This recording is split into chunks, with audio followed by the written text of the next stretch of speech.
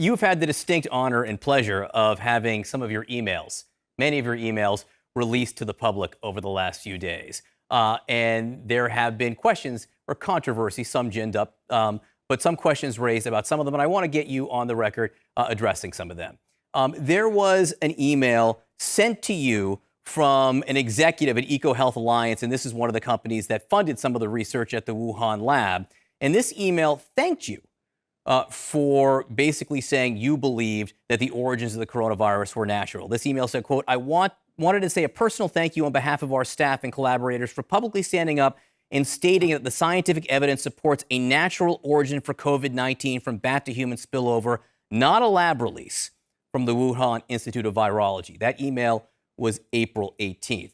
Now, there are some of your critics who say this shows you have too cozy of a relationship with the people behind the Wuhan lab research. What do you say to that? Oh, that's nonsense. I don't even see how they get that from that email.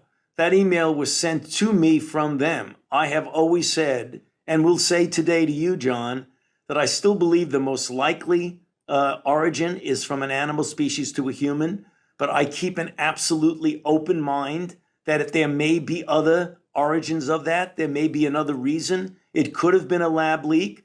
I believe if you look historically, what happens in the animal-human interface, that in fact, the more likelihood is that you're dealing with a jump of species. But I keep an open mind all the time. And that's the reason why I have been public that we should continue to look for the origin. That email, in no way, you can misconstrue it however you want. That email was from a person to me saying, thank you for whatever it is he thought I said. And I said that I think the most likely origin is a jumping of species. I still do think it is, at the same time as I'm keeping an open mind that it might be a lab leak. And then finally, there was an email from you to Sylvia Burwell, the former HHS secretary, that had to do with masks. And this is getting a great deal of attention. And the date here is February 5th, which I think is hugely important. She apparently had asked you whether she should wear a mask on a trip, and you responded to her concluding, I do not recommend that you wear a mask, particularly since you are going to a very low-risk location. That was February 5th. Right. A lot has transpired since then. If you had to go back and do it all over again, would you tell her something different? Do you regret that? Yeah.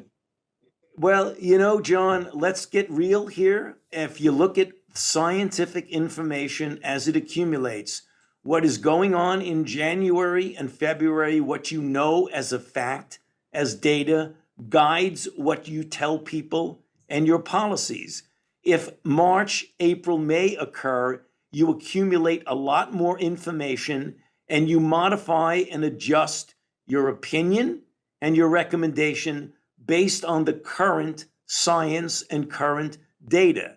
So of course, if we knew back then that a substantial amount of transmission was asymptomatic people, if we knew then that the data show that masks outside of a hospital setting are actually do work when we didn't know it then, if we realized all of those things back then, of course, you're asking a question, would you have done something different if you know what you know now?